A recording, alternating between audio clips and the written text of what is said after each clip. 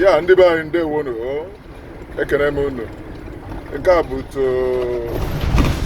ndị Igbo ụmụnne m ndị Chukwu nye mụ na ha ofu onu nne, ya bụ mother tongue language, ekene oto dịrị Chineke.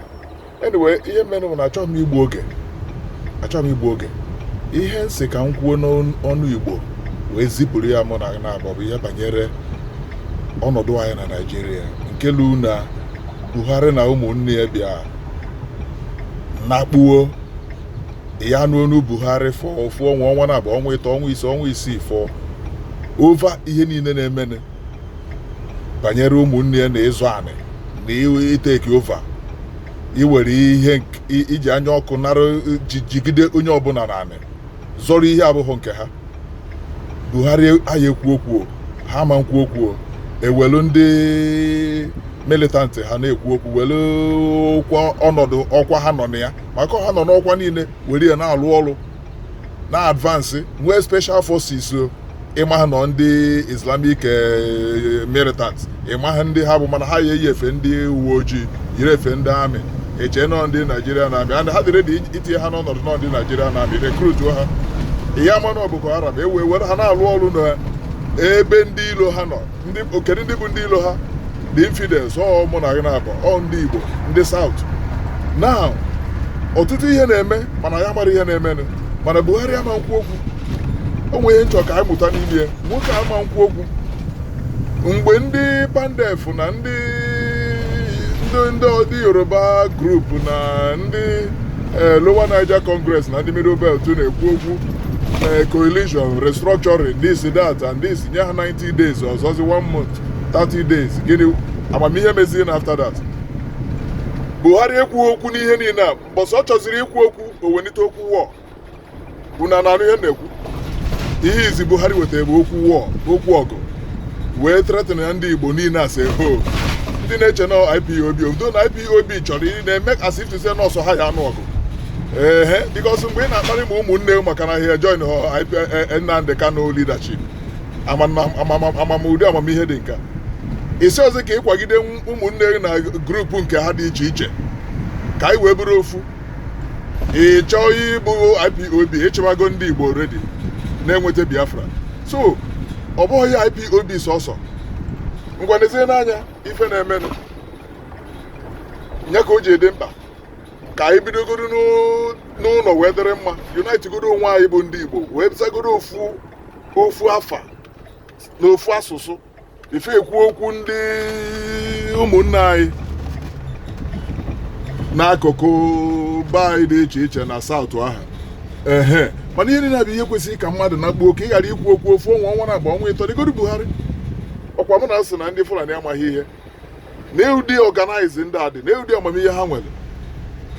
Buhari apụtazi ikwu okwu ihe izi o kwuru bụ itretin na ọ na-echere ndị amị chere ndị isi everything maka onwere nwanne gị onwere onye nwanne anyị nọ na the military dị na military na the service chiefs onwe onye na-ekwuru anyị onwe onye mụ ihe aplan mana mụ na chee nọ ije ịgbasasị nwe amamihe ndị western world sụgbo oyibo ma ihe a bụ ihe ga-enyere anyị aka ịgbasasị ịbịa tugeda ịnagide nwanne gị ogo na nwanne gị nwee dialogue ọtụrụ eme onwe na understand ihe a na-ekwu okwu ya.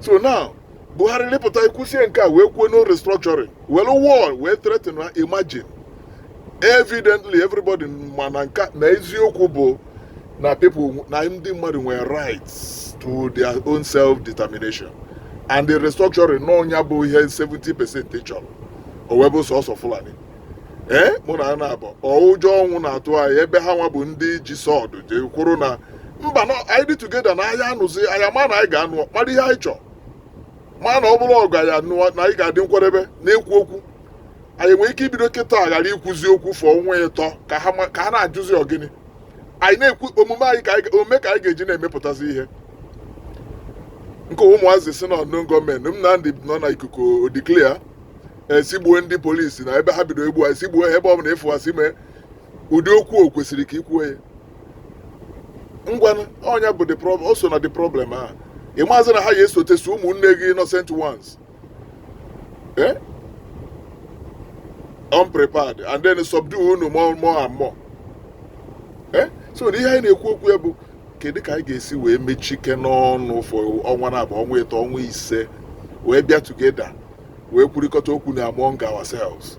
Anyị anụ onu anyị n'ikuku n'enu Buhari n'enu ụmụnne ndị a na ya na-achị na-akpụ onwe onye na-ekwu pim anaghị sọsọ unu bụ ndị South si na unu bụ ihe unu na-ekwu ekwurekwu na-ele onwe unu wite okwu ọnụ, a na-ege unu ntị, unu na-anyụ na-ekwu ha marasị obi unu wee mee gịnị wee and ka unu na-ekwu ha na-adị nkwadebe na-eteki over everywhere mara what they want. Mụ na gị bụ ndị South, gịnị ka anyị ma anyị chọrọ? Ọ bụ ebe anyị gbasara agbasa ka anyị nọ mara ihe anyị chọrọ?